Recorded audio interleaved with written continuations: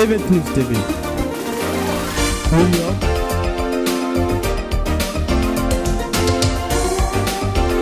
Paris. Abidjan. Bamako.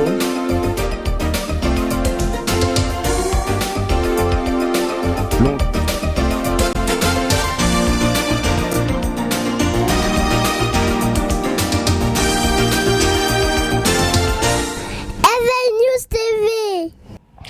L'Union des nouvelles générations, UNG, le parti politique créé par M. Stéphane Kipré, poursuit son extension en Europe.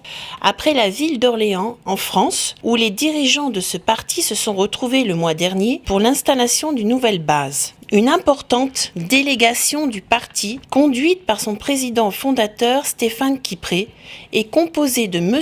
Arsène Touault, secrétaire général adjoint chargé du projet de société et de la diaspora, ainsi que de M. Alexis Zawa, responsable France de l'UNG, était ce samedi 5 juillet 2014 à Bruxelles pour l'investiture de M. Noël Guéhi, à la tête de la délégation du Benelux, composée de 3 pays, notamment la Belgique, la Hollande et le Luxembourg. La cérémonie d'investiture a été marquée par plusieurs importantes allocutions.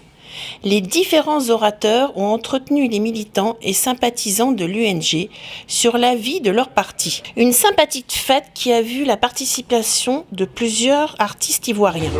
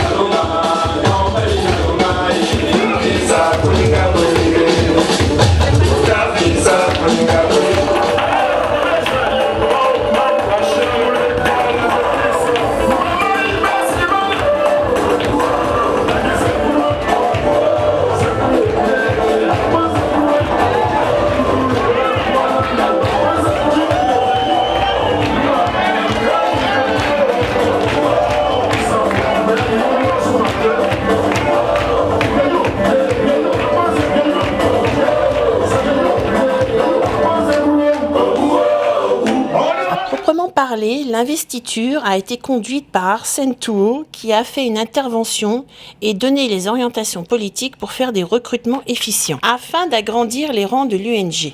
Et je vais le faire selon la pratique consacrée politiquement et selon les règles de notre parti. Camarade Guéhi Noël, vu le congrès créateur de l'UNG, le congrès de juillet 2016, vu les statuts et règlements intérieurs de l'UNG, vu la convention nationale de l'UNG d'octobre 2009, vu le document numéro 18 instituant le secrétaire général adjoint chargé de la diaspora et du projet de société, au nom du président par intérim du parti, le camarade Étienne Nguessa, sous l'œil vigilant du président statutaire du parti, ici présent, le camarade, le président Stéphane Kipré, je voudrais ici solennellement t'investir délégué de l'UNG au Benelux. En prenant cette responsabilité, chers camarades, tu acceptes de te conformer, de travailler en te conformant au statut et règlement intérieur de l'UNG. Tu acceptes d'obéir au mot d'ordre de l'UNG et tu acceptes de militer dans la discipline et le respect des règles de l'UNG. Si tu es d'accord devant tes camarades de Belgique, tu diras simplement oui, je milite. Oui, je milite. Chers camarades, chers invités, je m'adresse à tous les représentants de mouvements et associations. Aujourd'hui, c'est un grand jour pour l'UNG du Benelux. Je vous lirai mon dossier tout à l'heure, mais simplement je voudrais vous remercier d'être présent. Pour certains de la Belgique qui m'appellent chef du village, aujourd'hui, le mot chef a été couronné. J'ai été couronné par un grand chef. Nous allons tous diriger ce village. Je voudrais également m'adresser à ceux qui ont l'habitude de m'appeler général. Mais un général, vous savez ce qu'il fait. Je vais diriger la troupe, je vais mener le combat. Pour le camarade secrétaire général adjoint, je voudrais appeler mon bureau qui va diriger cette mission avec moi. Attendu par les militants pour les éclairer sur la situation sociopolitique de Côte d'Ivoire, M. Stéphane Kipré a été incisif en faisant une longue incursion sur la crise politique. Ses alliés de la défunte LMP et la CPI, où est détenu le président Laurent Gbagbo, on l'écoute. Chers amis, je voudrais dire que, à côté de l'investiture, pour moi le plus important c'est qu'aujourd'hui, ce qui nous réunit ici, c'est la Côte d'Ivoire. Nous avons la Côte d'Ivoire en commun. Nous sommes ici parce que nous voulons entendre, je dirais, échanger sur notre pays. Quelle est la vérité aujourd'hui de notre pays? Comment est-ce que nous voyons aujourd'hui notre pays? Qu'est-ce qui se passe aujourd'hui en Côte d'Ivoire? Il faut la dire, la vérité.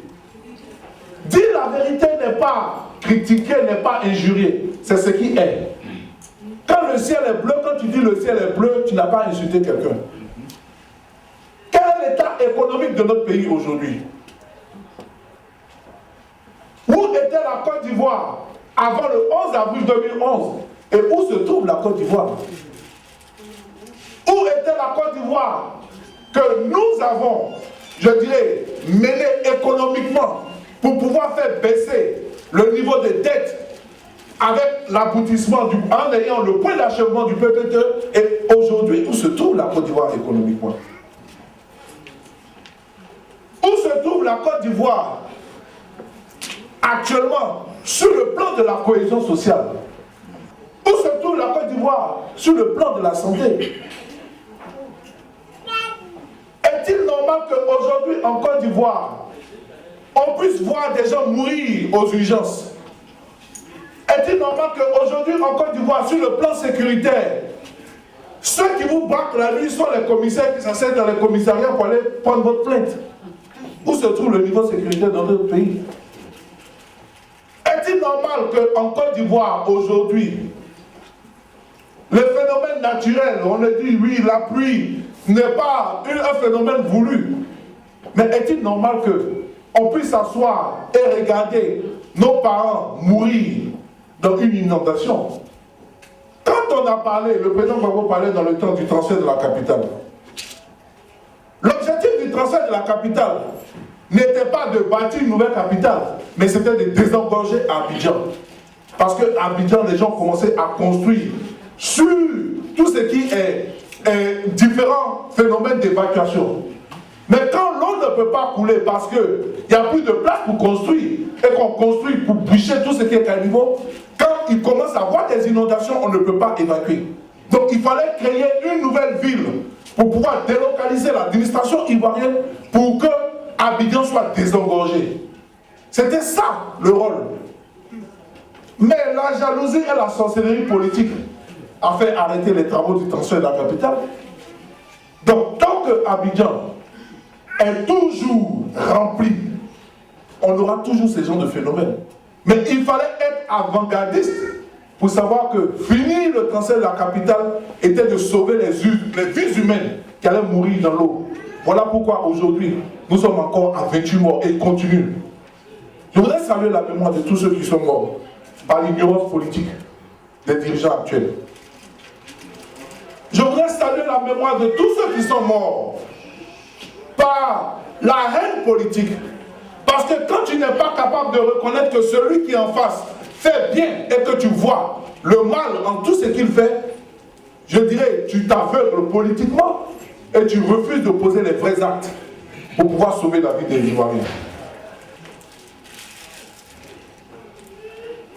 Le 17 juillet, prochainement, on me dit que le président français s'en va en Côte d'Ivoire pour une visite. Il faut qu'on lui donne les nouvelles. Il faut qu'on lui donne les nouvelles de cette Côte d'Ivoire qu'il va aller visiter. Quelle est la Côte d'Ivoire qu'il va trouver? Il va trouver c'est une Côte d'Ivoire où il y a plus de 750 prisonniers politiques. Il va trouver une Côte d'Ivoire où avoir une valeur démocratique, avoir la parole qui est l'âme des politiques, dire ce qu'on pense est devenu une âme. Il va trouver une Côte d'Ivoire où on monte un Ivoirien contre un autre. Il va trouver une Côte d'Ivoire de mauvaise gouvernance. Il va trouver une Côte d'Ivoire où la première dame est propriétaire de toutes les sociétés en Côte d'Ivoire. Il va trouver une Côte d'Ivoire où la famille présidentielle a passé son temps à pouvoir piller l'économie de la Côte d'Ivoire. Il va trouver une Côte d'Ivoire où le budget de l'État est dirigé par le frère cadet à la présidence. C'est cette Côte d'Ivoire qu'il va trouver. La France est-elle capable d'assumer la mauvaise gouvernance? La France est-elle capable d'être alliée d'un pouvoir qui gère aussi mauvais que ça? C'est ça. La France est-elle capable de pouvoir s'associer à ce qu'on appelle, je dirais, les victimes de la crise post-électorale? Certains sont en prison aujourd'hui. Leur seul tort, c'est d'avoir regardé un combat, l'avoir choisi et d'avoir milité. Quel est le tort politique de tous ces 750 prisonniers politiques? D'avoir choisi la démocratie. Quel est le tort politique de tous ces exilés au Ghana, au Libéria, au Togo, au Bénin, d'avoir choisi la démocratie? Ou bien nous voulons une démocratie pour tout le monde, ou bien qu'on ne nous impose pas la démocratie. Il n'existe pas deux types de démocratie. Il n'y a pas de démocratie occidentale et il n'y a pas de démocratie pour les Africains. C'est parce que nous avons accepté la démocratie vraie que nous sommes dans ce combat-là, chers amis. C'est parce que nous avons accepté la démocratie vraie qu'aujourd'hui encore, nous sommes toujours dans la crise post-électorale. Tant que nous n'avons pas trouvé les solutions de la crise post-électorale, nous n'allons pas dans un autre combat.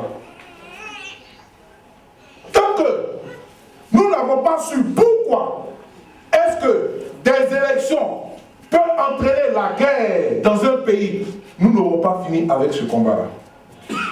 Tant que nous n'aurons pas su pourquoi est-ce que le Conseil constitutionnel d'un pays proclame des résultats et les armes imposent un autre résultat soutenu par tout ce qui est force occidentale, nous n'aurons pas fini ce combat. Je suis heureux d'être ici, à Bruxelles, capitale de l'Union européenne. Je suis heureux d'être ici, à Bruxelles, où il y a l'institution de l'Union européenne. Mais si l'institution de l'Union européenne a une valeur aux yeux des Européens, les différentes constitutions des pays doivent aussi avoir une valeur aux yeux de ces mêmes Européens, ma chère amie. Si nous refusons de bâtir des États solides, si nous refusons de bâtir des États où l'institution prime, je dirais l'institution étatique prime, alors il ne fallait pas nous donner l'indépendance. Si c'est pour nous donner l'indépendance au jour et de nous imposer des décisions la nuit, il fallait nous laisser sous le colonialisme. Si c'était de nous imposer nos dirigeants, il fallait ne pas nous donner la démocratie. Ne nous donnez pas au jour la démocratie, au jour l'indépendance, et nous imposer autre chose la nuit. C'est dans ce combat dans lequel nous sommes. C'est ce combat dans lequel nous sommes. Beaucoup de gens ne comprennent pas pourquoi est-ce que parti politique, UNG, s'inscrit dans un combat, on pense que c'est un combat d'individus. C'est un combat familial, surtout pour moi. On pense que je suis dans un combat familial. Chers amis, je ne suis pas dans un combat familial, je suis dans un combat de génération. Je suis dans un combat de génération. Parce que si le combat de Gbagbo Laurent n'aboutit pas en Côte d'Ivoire, ça ne sert à rien de partir à l'école. Ça ne sert à rien de pouvoir appliquer la démocratie. La seule chose, apprenons tous à monter et démonter des armes et allons-y à la loi du plus fort. Si le combat de Gbagbo Laurent n'aboutit pas, ça ne sert à rien de faire le tour de la Côte d'Ivoire, aller dans les villages, rencontrer les populations pour dire que le pouvoir est donné par le peuple. Il suffit d'engager des grands cabinets de lobbyistes et faire le tour de l'Élysée, de l'Union européenne et être président dans un pays.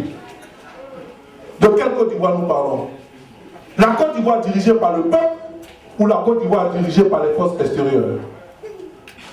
Quelle Côte d'Ivoire nous voulons demain?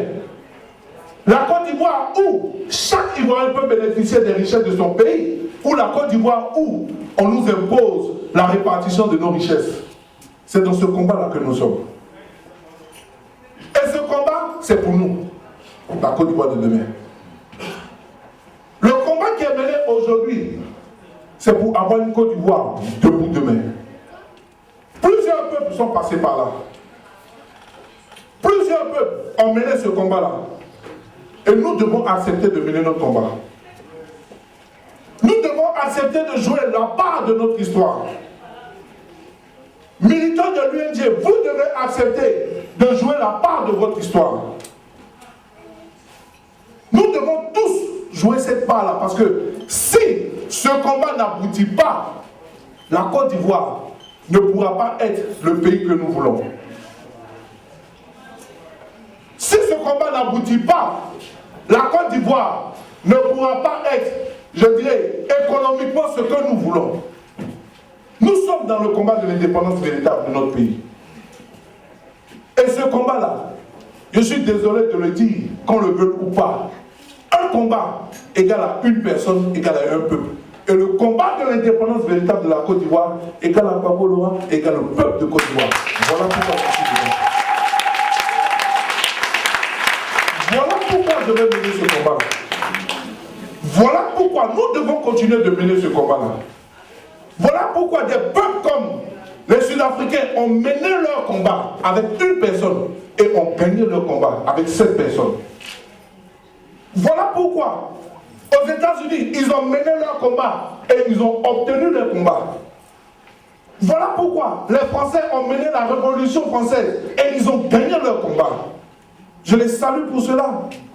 C'est parce qu'ils ont gagné leur combat pendant la Révolution française qu'aujourd'hui ils ont la démocratie. Alors laissez-nous mener notre combat et nous gagnerons notre combat. Nous devons gagner ce combat-là, chers amis. Un combat n'a pas plusieurs identités. Un combat n'a pas plusieurs visages. Le combat de la démocratie et de l'indépendance véritable en Côte d'Ivoire n'a pas 2 visages. Le visage, c'est Gbagbo Laurent. Et nous devons faire bloc. La CPI n'est qu'une étape dans la victoire vers ce combat-là. La CPI n'est que l'étape de l'éclatement de la vérité. La CPI n'est que le tremplin vers la vérité. Donc je suis désolé de voir que depuis qu'il y a confirmation des charges, on pense que nous avons tourné une page. Non. La confirmation des charges n'est que la continuité du combat dans lequel nous sommes. Il faut qu'il y ait confirmation des charges pour éclatement de vérité. La confirmation des charges n'est pas un point final au combat de Gbagbo Laurent. La confirmation des charges n'est que la virgule pour pouvoir continuer l'histoire du combat de Gbagbo Laurent. C'est ça la confirmation des charges. Ne nous trompons pas. À l'UNG, nous avons des alliés politiques. Le FPI est un allié politique de l'UNG. Tous les mouvements politiques existants dans ce combat-là, nous sommes des alliés. Mais nous avons une seule chose en commun, C'est pas beau, Laurent. Si aujourd'hui, l'UNG organise une investiture au Benelux et que le FPI est là, la COPIE, le CRI panafricain, le COGEP, mais ce n'est pas à cause de Stéphane Kipré, c'est à cause de Gbagbo Laurent. Donc, tant que toutes les organisations politiques, membres de cette alliance, resteront fidèles à Gbagbo Laurent, nous serons toujours ensemble. Mais celui qui se trompera de combat, celui qui pensera que nous sommes dans une autre étape avec une nouvelle personne, on va enlever notre pied dans ce combat-là. Nous ne travaillons pas pour que... Non. Ne vous trompez pas. Je me permets de le dire parce qu'entre alliés, il faut se dire la vérité. Je me permets de le dire parce que la vérité entre alliés permet de pouvoir avancer. On dit souvent quand tu danses ou tu marches avec un aveugle, il est important de marcher sur le pied pour qu'il sache qu'il y a quelqu'un là. Donc souvent, en se marchant sur le pied, ce n'est pas dire, mais c'est dire allons-y dedans. 2015, sans Gbagbo Laurent, n'est pas un sujet à aborder pour nous. N'est pas un sujet à aborder pour nous. Les Ivoiriens voient un peuple ne fait que ce qu'il veut entendre. Si le peuple veut sortir dans la rue, quelle que soit la personne qui appellera le peuple, il sortira. Si le peuple ne veut pas sortir, quelle que soit la personne, ce que tu diras, il ne sortira pas. Le peuple ne peut pas être guidé. Le peuple n'est que orienté. Celui qui pense que aujourd'hui, quand il passe, il est acclamé. Celui qui pense que aujourd'hui, quand il parle, il est écouté et qu'il pense que c'est son temps. Le peuple de Côte d'Ivoire écoute une seule voix, c'est la voix du peuple Laurent. Ne nous trompons pas de combat. Ne nous trompons pas de combat. Ne gâtons pas notre alliance. Nous sommes alliés à cause d'une cause, à cause d'une vision. Ne gâtons pas notre alliance. Beaucoup de mains sont en train de travailler dans le noir pour nous désunir. Un système injuste est combattu par l'union de tous ceux qui vivent l'injustice. Celui qui pense qu'il vit toujours l'injustice, celui qui pense que ce n'est pas normal, que nous sommes tous partis à une même cause, à un même combat, nous avons tous soutenu un candidat. Et ce candidat se retrouve de façon injuste en prison. Mais celui qui veut dire, tournons sa page pour pouvoir avancer, c'est son livre que nous allons fermer.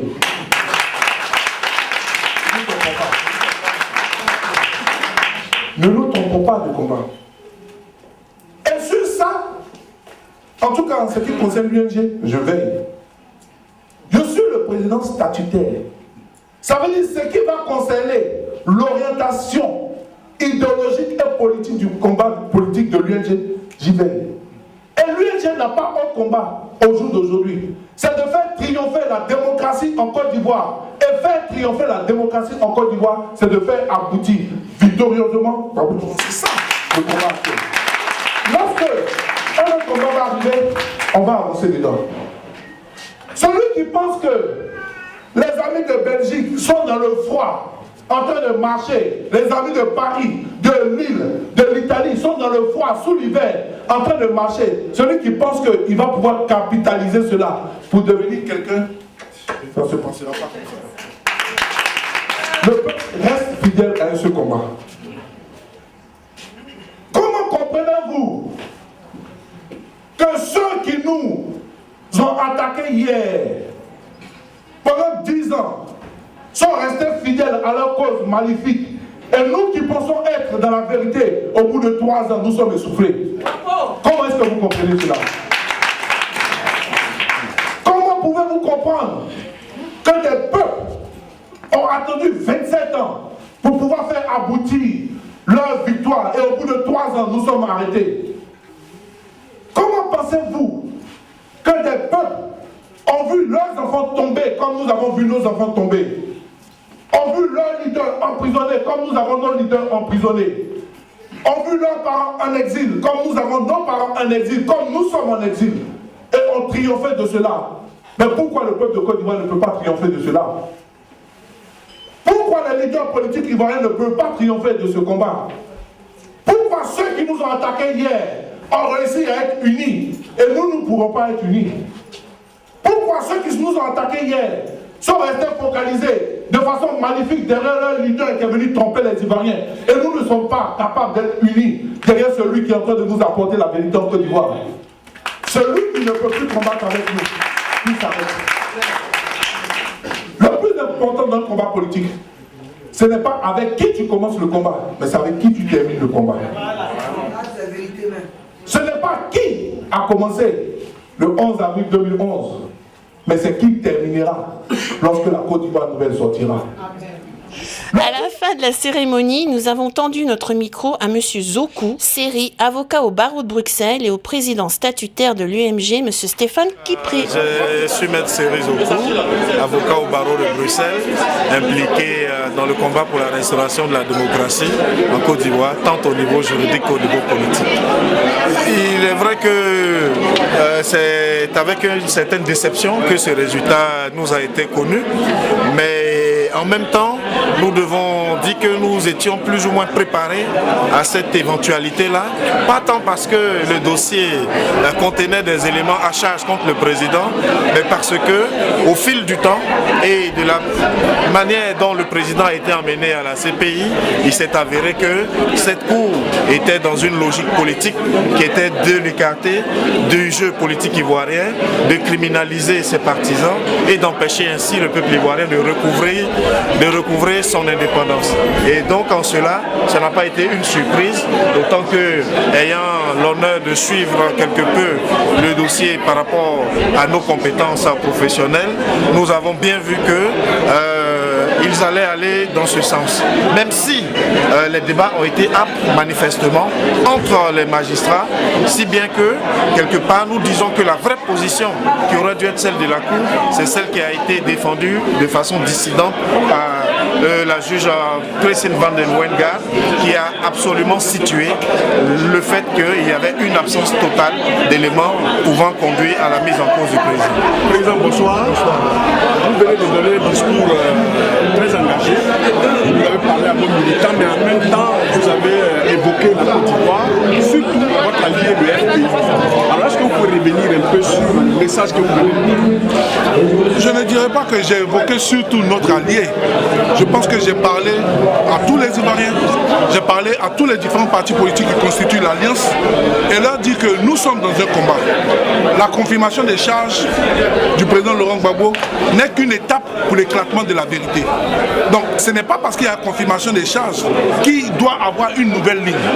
Nous devons rester dans la ligne dans laquelle nous sommes engagés pour la libération du président Laurent Gbagbo, pour que la vérité éclate en Côte d'Ivoire. Parce que qui dit indépendance véritable, qui dit démocratie en Côte d'Ivoire a une image. Et ne nous laissons pas tromper, ne pensons pas que nous sommes dans une autre étape du combat et dit que restons focalisés et ne coûtons pas les mains obscures, les mains noires de la nuit qui pensent que nous devons tourner la page. Et tourner la page de Gbagbo Laurent, c'est tourner définitivement la page d'une Côte d'Ivoire engagée, d'une Côte d'Ivoire indépendante, d'une Côte d'Ivoire démocratie. Voilà pourquoi, en tant que leader de l'Union des nouvelles générations, j'ai voulu parler aux Ivoiriens, mais j'ai voulu parler à tous les différents alliés, sans accuser, dire qu'il était bon de pouvoir faire ce rappel-là, parce que nous sommes à une autre étape et c'est ensemble que nous devons mener ce combat-là. Voilà ce que j'ai voulu dire. Président, pour vous citer, vous avez dit que tous ceux qui pensent que parce qu'ils passent quelque part, ils se font acclamer et que leur temps est venu, qu'ils se trompent. Alors, on a envie de dire que le FPI est dans cette configuration. Non, parce que ce n'est pas directement le FPI. Je ne parlerai pas du FPI. La preuve, quand je suis venu ici, les militants m'ont acclamé. Quand je suis venu ici, les Ivoiriens de la diaspora sont venus m'écouter. Mais ils sont venus m'écouter. C'est vrai qu'il y a eu l'investiture d'une section, mais ils sont venus écouter quel est le mot d'ordre à donner. Donc se faire acclamer ne veut pas dire forcément que ton temps est arrivé. Se faire acclamer veut dire que tu es dans la vérité d'un combat. On t'acclame parce que tu es dans ce combat-là. Et c'est ce combat-là qui a acclamé. Je ne m'adresse pas particulièrement à un parti politique, je ne m'adresse pas particulièrement à un Ivoirien, je m'adresse à ceux qui ont compris la vérité le 11 avril 2011, leur dire que la vérité est en train de continuer et nous devons rester focalisés sur cette vérité-là jusqu'à son éclatement. Pour finir, Président, vous avez dit que ce n'est pas ceux qui ont commencé le combat en 2011 qui seront récompensés, mais surtout ceux qui seront à l'arrivée. Est-ce que vous pouvez repréciser votre pensée? Ce que je voudrais préciser par ça, pour dire que le plus important, ce n'est pas avec qui on commence un combat. Celui qui a trahi le 11 avril 2011 et celui qui a trahi le 10 avril ou bien le 5 juillet 2014, un traître est un traître. Si tu as trahi en 2011, que tu as trahi en 2014, tu resteras traître. Donc je demande à ce que tous ceux qui ont commencé le combat le 11 avril 2011, pour moi, je dirais ma joie sera que chacun puisse mener. Je ne dis pas, y compris Stéphane Kipré, y compris Etienne Nguessan, y compris tous les différents Ivoiriens qui ont commencé le combat le 11 avril 2011. Je leur demande de rester focalisés sur ce combat-là jusqu'à l'aboutissement. Nous sommes dans le train, nous regarderons qui est arrivé, nous ne regarderons pas qui a commencé, nous ne regarderons pas qui est descendu en route. Et je souhaite que chacun puisse arriver au même moment de la descente pour qu'on puisse bâtir ensemble lorsque nous allons célébrer d'une Côte d'Ivoire démocratique, une Côte d'Ivoire indépendante. On dise que j'ai écrit ma part de l'histoire. J'ai invité chacun, j'ai invité les Ivoiriens, j'ai invité les leaders politiques, j'ai invité les militants à pouvoir accepter d'écrire leur histoire dans le combat dans lequel nous sommes et ne pas s'arrêter en si bon chemin. Parce que la confirmation des charges n'est pas un point, mais une virgule pour la suite de l'histoire de la Côte d'Ivoire. Merci, Président. Merci beaucoup.